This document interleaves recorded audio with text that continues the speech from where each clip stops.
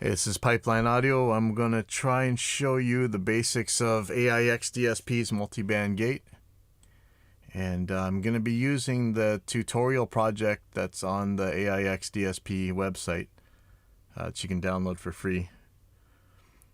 So anyway, I'm just going to put this on one of the toms and go from there. Let's see, let me just find a good spot where there's a tom and some cymbals. And this looks pretty good. Let's see.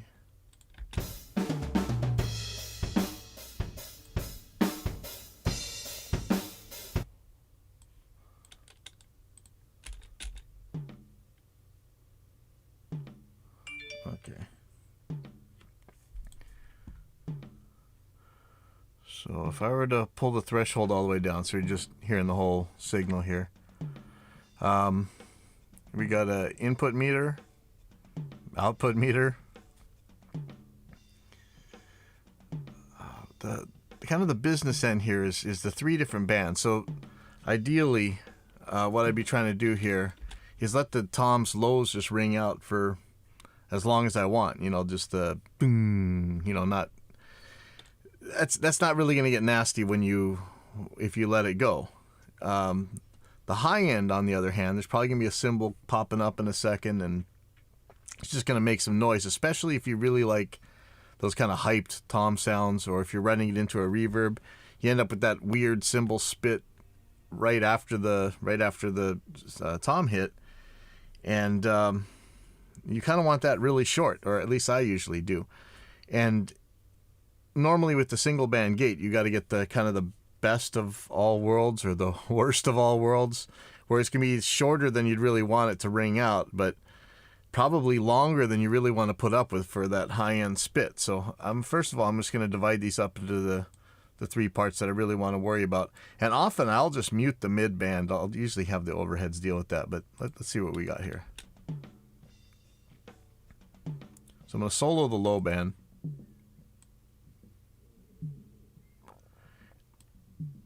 And that's all I really care about for lows. I mean, like I said, most of it's going to be in the overheads.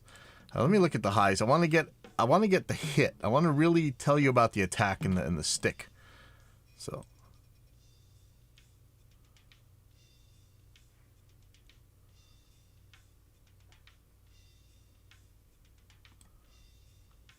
but you can hear the cymbal in there too that you don't really want. But this is about where I want. This is actually pretty low, but sometimes the toms have like this little ring at the top that I kind of like to have, but I don't need it to last long at all. I might even put that in the mid band, but for here, I think I'm going to be okay here. So here we're listening to the full signal again. Here's the key listen. So this is what the detector is going to listen to. And if you're using this in real time and you can't have any latency, you're probably going to want this pretty wide. It just responds better to higher frequency signals, even though those are kind of the wrong things for it to hear. You can see with this tom, the frequency you could tell it to key off of is right here. And we can actually roll this high pass filter up there, and the mouse wheel will change the slope. So you can really narrow in on where that is. And I'm going to do the same thing with the highs.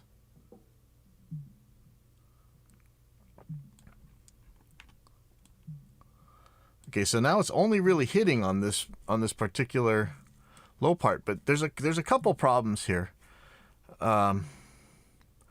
First of all, it takes a while for these low frequencies to build up. The hit has already hit before this low frequency really pushes, and this is why we do have a look ahead control here. This will open up the gate a little bit earlier than real time, than instantly.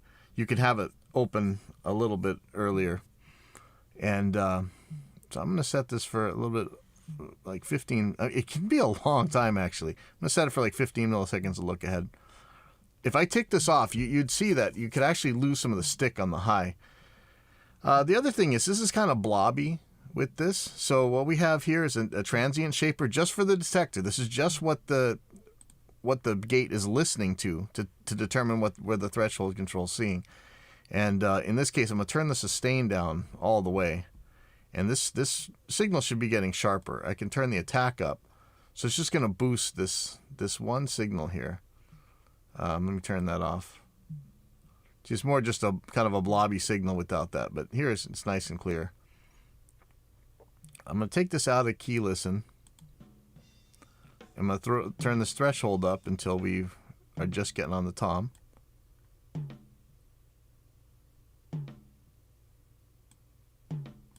I'm not sure what that second thing is. Is that another tom or what's going on here?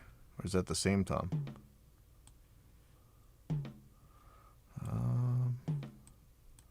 It's a good question.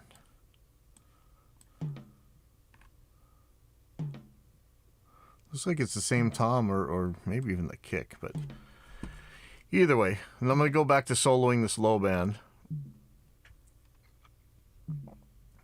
And in this case, you see the attack control, the hold control. So if I took away the hold, it'll start ducking, or it'll start turning back down right away. But, you know, I'm probably going to have the hold control on for a while.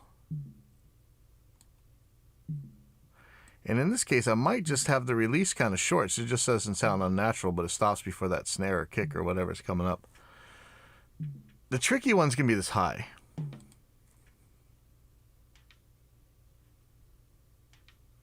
And like I said, watch this. If I pull this look ahead away,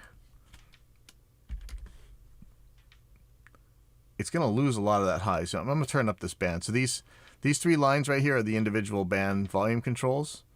And these bars are for the frequency selection for the crossovers. Sorry, I should have said that earlier. So I'm going to turn that up. Now watch what happens if I put some look ahead in here. So we're getting a lot more of the stick hit with the added look ahead. And I'm really going to start this early. If you put the attack too low, of course on a gate it's going to click, but in this case it's not going to hurt. And I'm using no hold control here. I'm actually going to make this pretty short. Okay.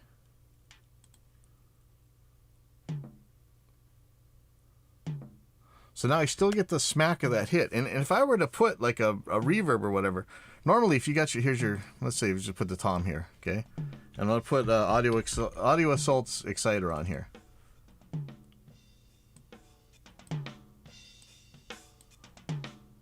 I mean, if I put some extreme setting on here, the tom just becomes an auxiliary cymbal mic, right? With multiband gate, I can make that high really short. Hype the highs insanely and still not worry.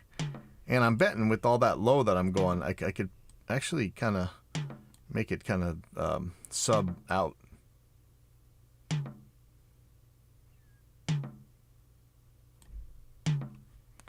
And like I say, I don't really need those mids. So I don't know if I want to turn them down or mute them.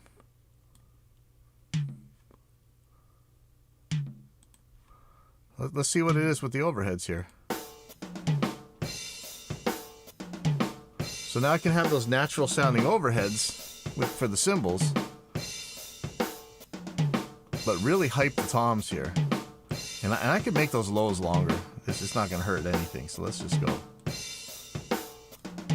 So I'm going to make it a little more natural.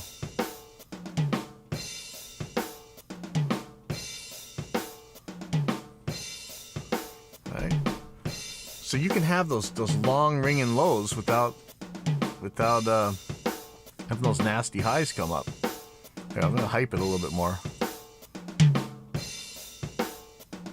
So it just sounds like a clean tom hit, almost like it's a sample. So the other things you want to be aware of on this plugin. Here's the threshold control.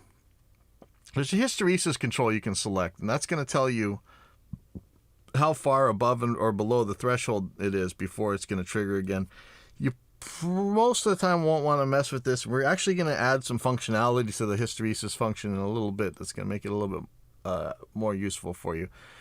There's per band, there's a polarity switch.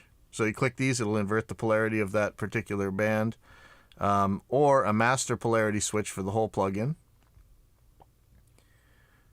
a pre or post gate spectrum switch, so you can look at what it's doing. No big deal. Here's your presets and everything, your settings. That's about it. There is a sidechain control, so you would this thing does have another 2 inputs if you want to have something else open it up with the sidechain.